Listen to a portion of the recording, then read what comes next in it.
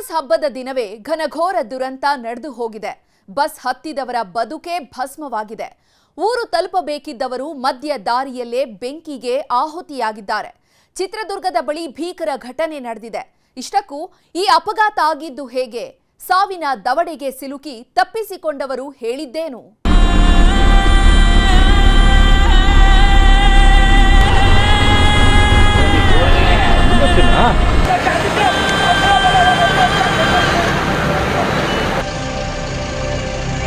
Friend sir, best friend ಅವರು, classmate, ಹಾಸನದಲ್ಲೇ ಓದಿದ್ದವರು, Malnad ಕಾಲೇಜಲ್ಲಿ ಆಗಿಂದಲೂ best friend ಅವರು. ಮಾನಸ, ಮಿಲನ ಮತ್ತು ನವ್ಯ ಅವರು ಚಿಕ್ಕ 3ನೇ ಕ್ಲಾಸಿಂದ ಒಂದೇ ಜೊತೆಲಿ ಹೋದರು, ಒಂದೇ ಕಂಪ್ನಿಲಿ ಕೆಲಸ ಮಾಡಿದ್ರು. ನನ್ನ ಮಗು ಐತೆ ಅಂತ ಇಳಿದು ಬಂದರು, ಕೂಗಾಡ್ತಿದ್ರು. ಬೆಂಕಿ ಜೋರಾಗಿತ್ತ, ನಾವು ಬೆಂಕಿ ಭಾಳ ಇದ್ದ ಕಾರಣ ಹೋಗಕ್ಕಾಗ್ತದೆ.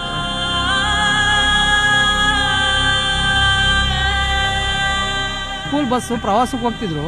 ಆ ಡ್ರೈವರು ಎಲ್ಲರಿಗೂ ಉಳಿಸಿದ್ದಾರೆ. ಅವ್ರಿಗೆ ಟ್ಯಾಂಕ್ಸ್ ಹೇಳ್ಬೇಕಷ್ಟೇ. ಸ್ಕೂಲ್ ಮಕ್ಕಳು ನಾನು ಉಳಿತಾರೆ ಅಂತ ನಾನು ಗ್ಯಾರಂಟಿ ಹೇಳ್ತಿರ್ಲಿಲ್ಲ ಸರ್. ಆ ಡ್ರೈವರು ಒಂದು ಲಕ್ಷ್ಯದಿಂದ ಆತ ಡಿವೈಡ್ ತಗ್ಗು ಇಳಿಸಿ ಆ ಕಡೆ ಬಸ್ ತಗೊಂಡೋಗಿದ್ದಾರೆ ಅವರು. ಅದಕ್ಕೆ ನಾವು ಸಲ್ಯೂಟ್ ಹೊಡಿತೀವಿ.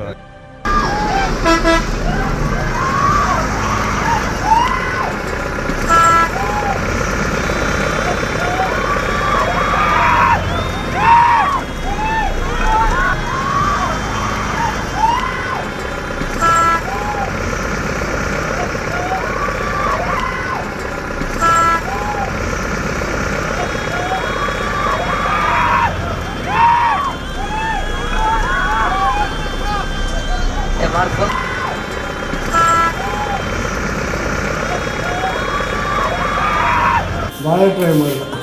ಬಾಜುಗೂ ಗಾಡಿ, ಆ ಗಾಡಿ ಸ್ವಲ್ಪ ಟಚ್ ಆಯಿತು ಬಸ್ಸಿಗೆ. ಈ ಟಚ್ ಆದ ತಕ್ಷಣ ಬೆಂಕಿ ಹೆಂಗೆ ಹೇಳ್ತೋ ಅದು ಗೊತ್ತಿಲ್ಲ. ಅವ್ನು ಬಂದು ಹೊಡೆದಿದ್ದು ಮಾತ್ರ ಗೊತ್ತು ನನಗೆ.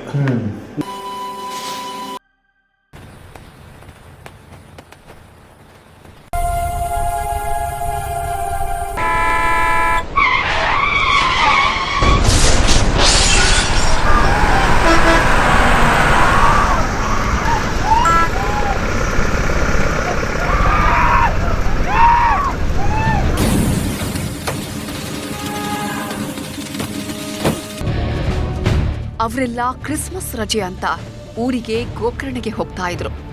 ಕೆಲವರು ಟ್ರಿಪ್ ಹೋದ್ರೆ ಇನ್ನೂ ಕೆಲವರು ಊರಿಗೆ ಹೋಗ್ತಿದ್ರು. ಎಲ್ಲರೂ ಸಹ ಮೊದಲೇ ಸೀಟ್ ಬುಕ್ ಮಾಡ್ಕೊಂಡಿದ್ರು. ಹಬ್ಬದ ಸಂಭ್ರಮ, ರಜೆಯನ್ನ ಹೇಗೆಲ್ಲ ಕಳಿಬೇಕು ಅನ್ನೋದನ್ನ ಮೆಲುಕು ಹಾಕುತ್ತಾ ಹಾಗೇ ನಿದ್ರೆಗೆ ಜಾರಿದವರು ಮತ್ತೆ ಮೇಲೇಳಲೇ ಇಲ್ಲ. ದಿಢೀರ್ ಆಕ್ಸಿಡೆಂಟ್, ಹೊತ್ತಿಕೊಂಡ ಬೆಂಕಿ 5-6 ಮಂದಿಯನ್ನ ಸುಟ್ಟು ಹಾಕಿದೆ.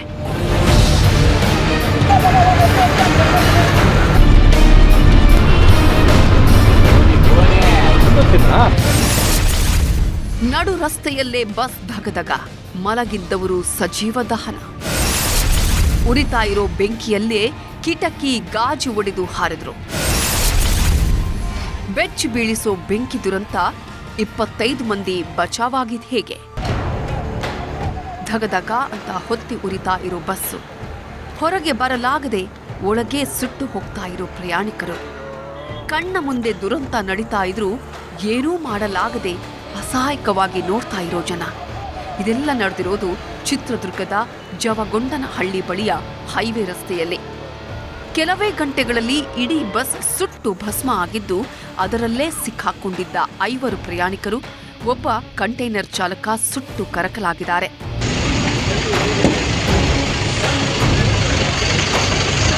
ಅದೆಂತಹ ಬೆಂಕಿ ಅಂದ್ರೆ, ಯಾವುದೋ ಹುಲ್ಲಿನ ಲೋಡ್ಗೋ ಅಥವಾ ಕಟ್ಟಿಗೆಗಳ ಲೋಡ್ಗೋ ಬೆಂಕಿ ಬಿದ್ರೆ ಯಾವ ರೀತಿ ಹೊತ್ತಿಕೊಂಡು ಉರಿಯುತ್ತೋ ಆ ರೀತಿ ಬೆಂಕಿ ಧಗಧಗಿಸಿದೆ. ಕೆಲವೇ ಕ್ಷಣಗಳಲ್ಲಿ ಇಡೋ ಬಸ್ಸಿಗೆಲ್ಲ ಬೆಂಕಿ ಆವರಿಸಿಕೊಂಡು ಎಲ್ಲವನ್ನ ಸುಟ್ಟು ಹಾಕಿದೆ.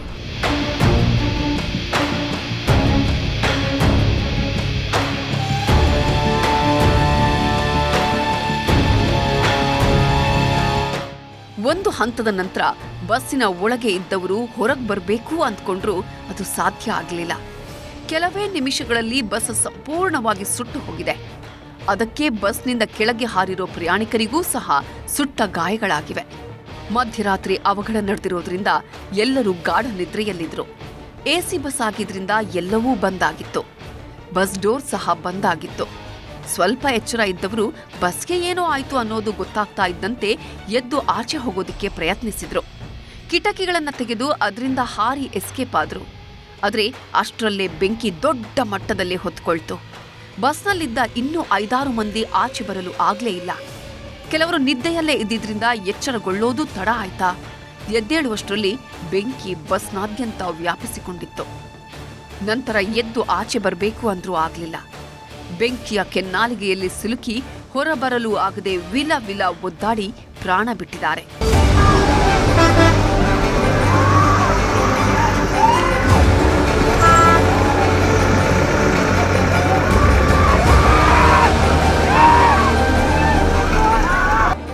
ನೀವು ದೃಶ್ಯಗಳಲ್ಲಿ ನೋಡಬಹುದು ಬೆಂಕಿ ಹೇಗೆ ಹೊತ್ಕೊಂಡು ಉರಿತಾ ಇದೆ ಅಂತ.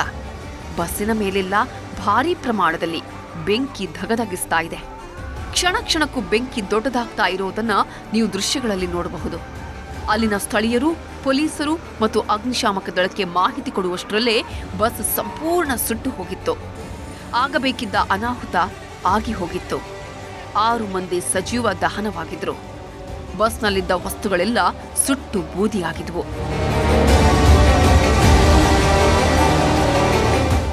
ಬೆಂಕಿ ಹೊತ್ಕೊಂಡು ಉರಿತಾ ಇದೆ. ಅದರಲ್ಲಿದ್ದ ಪ್ರಯಾಣಿಕರು ನರಳಾಡಿ ಸಾಯ್ತಿದ್ದಾರೆ. ಬಸ್ನಲ್ಲಿದ್ದವರ ನರಳಾಟ ಕೇಳಿಸ್ತಾ ಇದೆ. ಆದರೂ ಸಹ ಅವಘಡ ನೋಡಿದವರು ಯಾರನ್ನೂ ಕಾಪಾಡಲು ಆಗಲಿಲ್ಲ. ಯಾಕಂದ್ರೆ ಬೆಂಕಿ ಅಷ್ಟೊಂದು ದೊಡ್ಡ ಮಟ್ಟದಲ್ಲಿ ಹೊತ್ತಿ ಉರಿತಾ ಇತ್ತು. ಬೆಂಕಿ ಬಸ್ಸಿನಾದ್ಯಂತ ವ್ಯಾಪಿಸಿಕೊಂಡಾಗಲೇ ಅದರಲ್ಲಿದ್ದ 6 ಮಂದಿ ಪ್ರಾಣ ಕಳ್ಕೊಂಡಿದ್ರು. ನಂತರ ಬೆಂಕಿ ಉರಿದಂತೆಲ್ಲ ಒಳಗಿದ್ದ ಪ್ರಯಾಣಿಕರು ಸುಟ್ಟು ಕರಕಲಾಗಿದ್ದು, ಯಾರ ಮೃತದೇಹ ಯಾರದ್ದು ಅನ್ನೋದೇ ಗೊತ್ತಾಗದಂತೆ ಆಗಿದೆ. ಕೆಲವು ಮೃತದೇಹಗಳನ್ನ ಪತ್ತೆ ಹಚ್ಚೋದೇ ಕಷ್ಟವಾಗಿತ್ತು. ಆದರೂ ಒಂದಷ್ಟು ಕಳೆಬರಗಳನ್ನ, ಮೂಳೆಗಳನ್ನೆಲ್ಲ ಸೋಕೋ ಟೀಮ್ ಕಲೆಕ್ಟ್ ಮಾಡಿದೆ.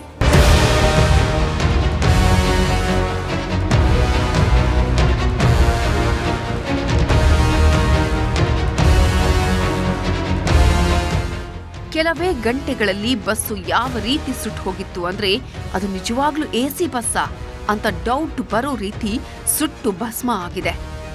ಬಸ್ನಲ್ಲಿ ಯಾವ ವಸ್ತುವೂ ಸಹ ಉಳಿದಿಲ್ಲ. ಸತ್ತವರ ಪಳೆಯುಳಿಕೆಗಳೂ ಕಾಣದಂತೆ ಎಲ್ಲವೂ ಸುಟ್ಟು ಹೋಗಿದೆ. ಇಡೀ ಬಸ್ ಒಂದು ಅಸ್ಥಿ ಪಂಜರದಂತಾಗಿದೆ. ಚಕ್ರಗಳೂ ಇಲ್ಲ, ಸೀಟುಗಳೂ ಇಲ್ಲ, ಡ್ರೈವರ್ ಕುಳಿತುಕೊಳ್ಳೋ ಜಾಗವೂ ಭಸ್ಮ. ಬಸ್ನಲ್ಲಿದ್ದ ಪ್ಲಾಸ್ಟಿಕ್, ರಬ್ಬರ್ ಎಲ್ಲವೂ ಸುಟ್ಟು ಹೋಗಿದ್ದು. ಕೇವಲ ತಗಡಿನ ಕಂಬಿಗಳು ಮಾತ್ರ ಕಾಣಿಸುವಂತಾಗಿದೆ. ಒಳಗಿದ್ದವರನ್ನ ಪತ್ತೆ ಹಚ್ಚೋದಕ್ಕೆ ಬಸ್ನ ಕಂಬಿಗಳನ್ನ ಕಟ್ ಮಾಡಿ ಹುಡುಕಾಡಲಾಗಿದೆ.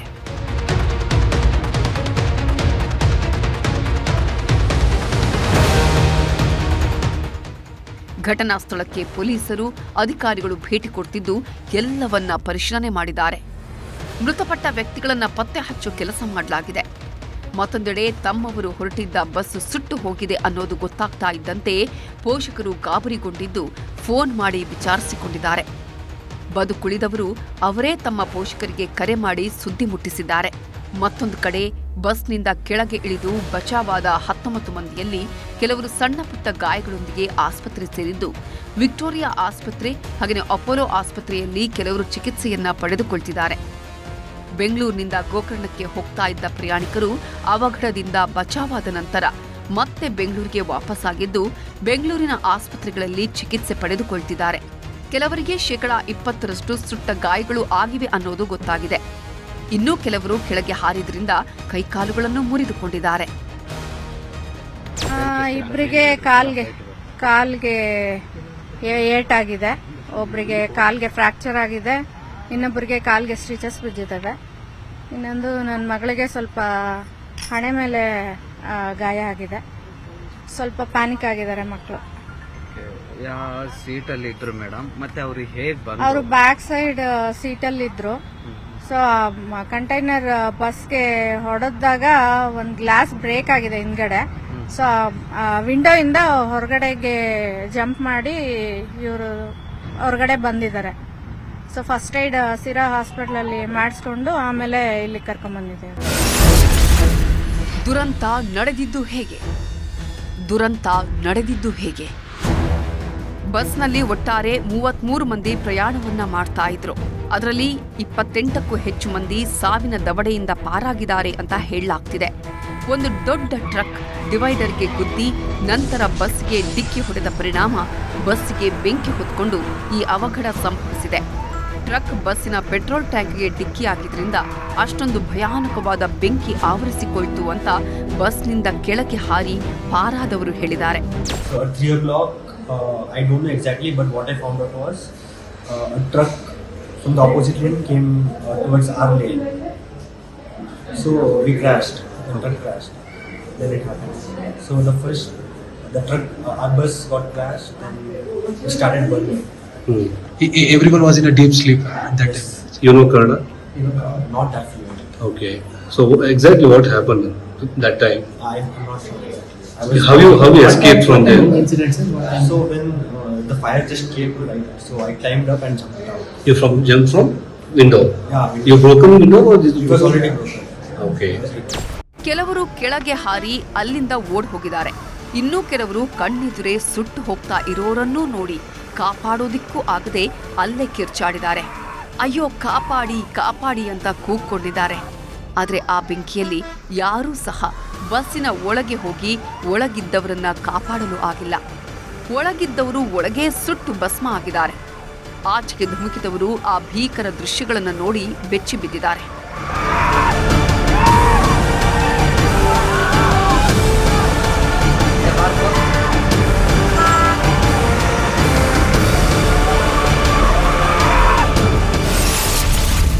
ಬುಧವಾರ ರಾತ್ರಿ 8:25 ಡಿಸೆಂಬರ್ 24, 2025 ಬುಧವಾರ ರಾತ್ರಿ 8:25ಕ್ಕೆ ಬೆಂಗಳೂರಿನ ಗಾಂಧಿನಗರದಲ್ಲಿ ಬಸ್ ನಿಂತಿತ್ತು.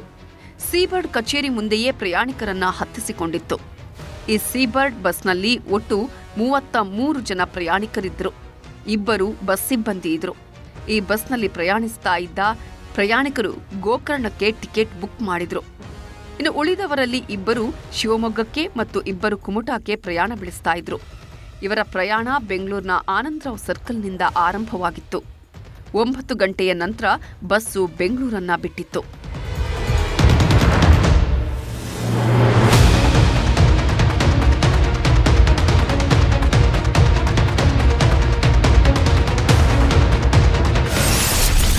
ಬುಧವಾರ ರಾತ್ರಿ 12:10 ಖಾಸಗಿ ಬಸ್ಗಳು ಅಥವಾ ಯಾವುದೇ ಬಸ್ಗಳು ರಾತ್ರಿ ಲಾಂಗ್ ಜರ್ನಿ ಮಾಡ್ತಾ ಇದ್ದಾಗ ಮಧ್ಯದಲ್ಲಿ ಒಂದು ಬ್ರೇಕ್ ಕೊಡ್ತಾರೆ. ಅದೇ ರೀತಿ ಈ ಸೀಬರ್ಡ್ ಸಹ ಮಾರ್ಗ ಮಧ್ಯೆ ಹೈವೇಯಲ್ಲೇ ಒಂದು ಹೋಟೆಲ್ ಬಳಿ ಬ್ರೇಕ್ ಕೊಟ್ಟಿದ್ರಂತೆ.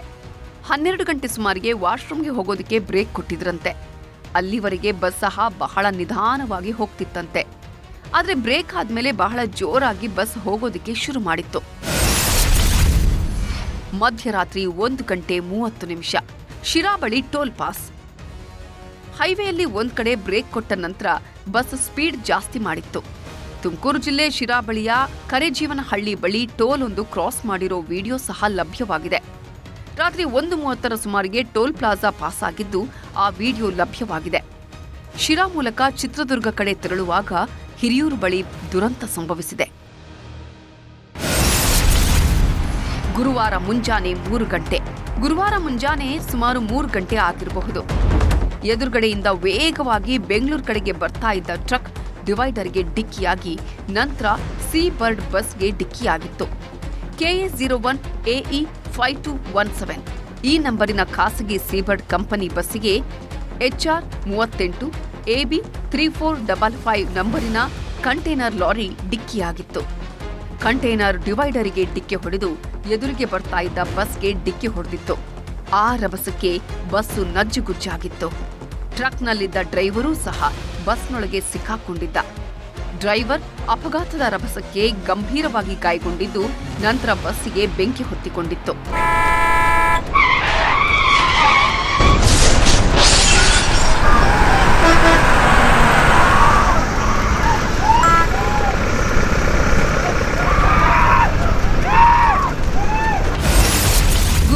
ಮುಂಜಾನೆ 3:10 ಬೆಂಕಿ ಹೊತ್ತಿಕೊಳ್ತಾ ಇದ್ದಂತೆ ಅದರಲ್ಲಿದ್ದ ಪ್ರಯಾಣಿಕರು ಗಾಬರಿಯಾದರು.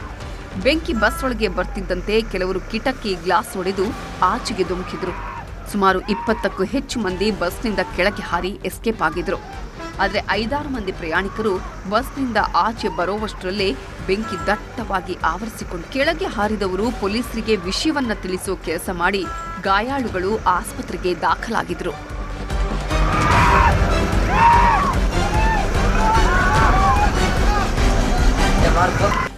ಹಿರಿಯೂರು ತಾಲೂಕು ಆಸ್ಪತ್ರೆಯಲ್ಲಿ 12, ಶಿರಾ ಆಸ್ಪತ್ರೆಯಲ್ಲಿ 9 ಜನ ಗಾಯಾಳುಗಳು ದಾಖಲಾಗಿದ್ರು.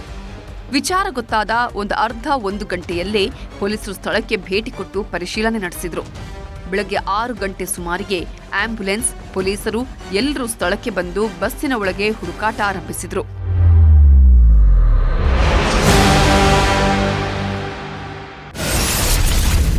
ಗುರುವಾರ ಬೆಳಗ್ಗೆ 6:40 ಮೃತದೇಹಗಳು ಬಸ್ಸಿಂದ ಹೊರಕ್ಕೆ.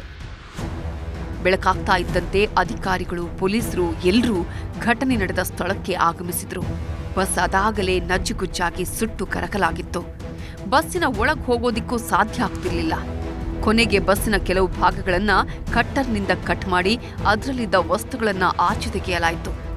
ಮೊಬೈಲ್ ಫೋನ್ ಸೇರಿದಂತೆ ಸುಟ್ಟು ಕರಕಲಾದ ವಸ್ತುಗಳ ಜೊತೆಗೆ 5 ಮೃತದೇಹಗಳನ್ನು ಬಸ್ನಿಂದ ವಶಪಡಿಸಿಕೊಳ್ಳಲಾಯಿತು. ಆದರೆ ಆ 5 ಮೃತದೇಹಗಳು ಗುರುತು ಪತ್ತೆಯಾಗದ ಹಾಗೆ ಸುಟ್ಟು ಕರಕಲಾಗಿವೆ. ಇನ್ನು ಕೆಲವರ ಮೃತದೇಹಗಳನ್ನ ಗುರುತು ಪತ್ತೆ ಹಚ್ಚಲಾಗಿದೆ. ಕೆಲವರ ಮೃತದೇಹದ ಗುರುತು ಪತ್ತೆ ಹಚ್ಚುವಿಕೆಗೆ ಸಾಕಷ್ಟು ಕಷ್ಟ, ಸಾಹಸ ಆಗ್ತಾ ಇದೆ. ನೀವು ದೃಶ್ಯಗಳಲ್ಲಿ ನೋಡಬಹುದು ಅಲ್ಲಿ ಪರಿಸ್ಥಿತಿ ಏನಾಗಿದೆ ಅಂತ. ಬಸ್ಸಲ್ಲಿದ್ದ ವಸ್ತುಗಳನ್ನೆಲ್ಲ ತೆಗೆದು ಆಚೆ ಇಡಲಾಗ್ತಿದೆ. ಮೃತದೇಹಗಳನ್ನ ಬಸ್ನಿಂದ ಆಚೆ ತೆಗೆದುಕೊಂಡು ಬರಲಾಗಿದೆ. ಸುಟ್ಟು ಕರಕಲಾಗಿರುವ ಮೃತದೇಹಗಳಲ್ಲಿ ಕೆಲವು ಮೂಳೆಗಳೂ ಸಹ ಪತ್ತೆಯಾಗಿದ್ದು ಸೋಕೋ ಟೀಮ್ ಅವುಗಳನ್ನು ತೆಗೆದುಕೊಂಡು ಹೋಗಿದ್ದಾರೆ. ಸದ್ಯ ಆ ಮೃತದೇಹಗಳನ್ನು ಸರ್ಕಾರಿ ಆಸ್ಪತ್ರೆಗೆ ರವಾನಿಸಲಾಗಿದೆ. ಬಸ್ ದುರಂತದಲ್ಲಿ ಪ್ರಾಣಾಪಾಯದಿಂದ ಪಾರಾದ ಪೋಷಕರು ನಿಟ್ಟುಸಿರು ಬಿಟ್ಟಿದ್ರೆ, ತಮ್ಮವರನ್ನ ಕಳೆದುಕೊಂಡವರು ಗೋಳಾಡ್ತಾ ಇದ್ದಾರೆ. 5-6 ಮಂದಿ ಬಸ್ನಿಂದ ಕೆಳಗೆ ಹಾರಿದಾಗ ಕೈಕಾಲುಗಳನ್ನು ಮುರಿದುಕೊಂಡಿದ್ದಾರೆ. ಸುಟ್ಟು ಗಾಯಗಳಾಗಿರೋರು ಸಹ ಆಸ್ಪತ್ರೆ ಸೇರಿ ನರಳಾಡ್ತಾ ಇದ್ದಾರೆ.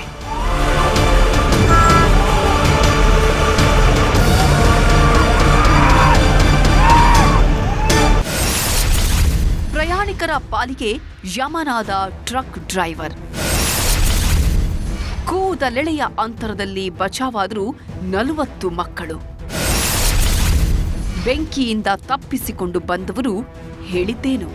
5 ಪ್ರಯಾಣಿಕರ ಜೀವ ತೆಗೆದಿದೆ. Truck driver ಸಾವನ್ನಪ್ಪಿದ್ದಾನೆ. ಇಷ್ಟೆಲ್ಲ ಆಗಿದ್ದು ಆ ಟ್ರಕ್ನಿಂದ, ಆ ಟ್ರಕ್ ಡ್ರೈವರ್ನಿಂದ. ಆ ಟ್ರಕ್ ಅಡ್ಡ ದಿಡ್ಡಿ ಚಾಲನೆ ಮಾಡಿ ಡಿವೈಡರ್ಗೆ ಡಿಕ್ಕಿಯಾಗಿದ್ದೇ ಈ ದುರಂತಕ್ಕೆ ಕಾರಣ ಅಂತ ಎಲ್ಲರೂ ಹೇಳಿದ್ದಾರೆ. ಆಪೋಸಿಟ್ನಿಂದ ಬರ್ತಾ ಇದ್ದ ಟ್ರಕ್ ಡಿವೈಡರ್ಗೆ ಡಿಕ್ಕಿಯಾಗಿ ಸೀಬರ್ಡ್ ಬಸ್ಸಿಗೆ ಹೊಡೆದಿತ್ತು. ಅದರಲ್ಲೂ ಬಸ್ಸಿನ ಡೀಸೆಲ್ ಟ್ಯಾಂಕ್ಗೆ ಹೊಡೆದಿತ್ತು. ಅದರಿಂದಾನೇ ಬೆಂಕಿ ಹೊತ್ತಿಕೊಂಡಿದೆ ಅಂತ ಹೇಳಲಾಗ್ತಾ ಇದೆ. ಆ ಟ್ರಕ್ನಿಂದಾಗಿ ಬಸ್ನಲ್ಲಿ ಏನೂ ಅರಿಯದೆ ಮಲಗಿದ್ದ ಪ್ರಯಾಣಿಕರು ಬಲಿಯಾಗಿದ್ದಾರೆ. ಮೃತದೇಹಗಳ ಗುರುತು ಪತ್ತೆಯಾಗದಂತೆ ಸುಟ್ಟು ಕರಕಲಾಗಿದ್ದಾರೆ. ಅವರ ಕುಟುಂಬಗಳು ಕಣ್ಣೀರಿನಲ್ಲಿ ಕೈ ತೊಳೆಯುವಂತೆ ಆಗಿದೆ.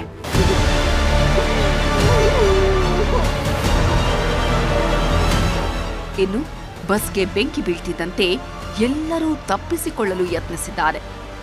ಬಸ್ನಲ್ಲಿರುವ ಎಮರ್ಜೆನ್ಸಿ ಡೋರ್ ಮೂಲಕ ತಪ್ಪಿಸಿಕೊಳ್ಳಲು ಯತ್ನಿಸಲಾಗಿದೆ. ಆದರೆ ಬಸ್ನಲ್ಲಿ ಎಮರ್ಜೆನ್ಸಿ ಎಕ್ಸಿಟ್ ಡೋರ್ ಓಪನ್ ಆಗಿಲ್ಲ. ಈ ವೇಳೆ ಕಿಟಕಿಯ ಗಾಜು ಒಡೆದು ಹಲವರು ಹಾರಿ ತಪ್ಪಿಸಿಕೊಂಡಿದ್ದಾರೆ. ಕೆಳಗೆ ಧುಮುಕಿದವರಿಗೂ ಗಾಯಗಳಾಗಿದೆ. ಅವರೂ ಸಹ ಈಗ ಆಸ್ಪತ್ರೆಯಲ್ಲಿ ಚಿಕಿತ್ಸೆ ಪಡೆದುಕೊಳ್ತಿದ್ದಾರೆ. ಅವರು ಈಗ ಈ ಘಟನೆಯ ಭೀಕರತೆಯನ್ನ ವಿವರಿಸಿದ್ದಾರೆ. ಆಲ್ರೆಡಿ ಬೆಂಕಿ ತುಂಬಾ ಹತ್ತಿತ್ತು, ಹೊಗೆ ಎಲ್ಲ ಫುಲ್ ಹೊಟ್ಟಿತ್ತು. ಡೋರ್ ಯಾವ್ದು ತೆಗೆಯಕ್ ಬರ್ತಿರ್ಲಿಲ್ಲ. ಯಾರ ಹತ್ರ ಇದು ವಿಂಡೋಸ್ ಇದೆ ಅಲ್ಲಿ ಎಲ್ಲ ಟ್ರೈ ಮಾಡ್ತಾ ಇದ್ರು. ನನಗೂ ಲಾಸ್ಟ್ ಟೈಮ್ ಅಲ್ಲಿ ಗ್ಲಾಸ್ ಹೊಡೀತು, ನಾನು ದಾಟಿ ಬಂದೆ. ಅದಾಗ ಹೊಡಿತಾ? ಇಲ್ಲ, ನಾನೇ ಓದ್ದೆ. ಈ ಭೀಕರ ಅಪಘಾತದಲ್ಲಿ ಟ್ರಕ್ ಡ್ರೈವರ್ ಸುಟ್ಟು ಕರಕಲಾಗಿದ್ದಾರೆ, ಸಾವನ್ನಪ್ಪಿದ್ದಾರೆ. ಆದರೆ ಆಶ್ಚರ್ಯಕರ ರೀತಿಯಲ್ಲಿ ಬಸ್ ಡ್ರೈವರ್, ಕ್ಲೀನರ್, ಕಂಡಕ್ಟರ್ ಮೂವರು ಪ್ರಾಣಾಪಾಯದಿಂದ ಪಾರಾಗಿದ್ದಾರೆ. ಆದರೆ ಬಸ್ ಡ್ರೈವರ್ ಸ್ಥಿತಿ ಚಿಂತಾಜನಕವಾಗಿದೆ. ಬಸ್ ಡ್ರೈವರ್ ರಫಿ ಚಿಕಿತ್ಸೆ ಪಡೆದಿದ್ದಾರೆ. ಅಪಘಾತ ಹೇಗಾಯ್ತು ಅಂತಾನೆ ಗೊತ್ತಾಗಿಲ್ಲ. ನಾವು ವೇಗವಾಗಿ ಏನು ಹೋಗ್ತಾ ಇರಲಿಲ್ಲ. ಕಂಟೈನರ್ ಲಾರಿ ಡೀಸೆಲ್ ಟ್ಯಾಂಕ್ಗೆ ಡಿಕ್ಕಿ ಆಯಿತು. ನಾನು ಲಾರಿಯನ್ನ ತಪ್ಪಿಸೋದಿಕ್ಕೆ ಹೋಗಿ ಮತ್ತೊಂದು ಬಸ್ಗೆ ಡಿಕ್ಕಿ ಹೊಡೆದೆ ಅಂತ ಬಸ್ ಚಾಲಕ ರಫಿ ಹೇಳಿದ್ದಾರೆ. ಅಪೋಸಿಟ್ ಸೈಡ್ ಲಾರಿ ಅಂತೀವಿ ಡಿವೈಡರ್ ಜೀರೋ ಬಂದು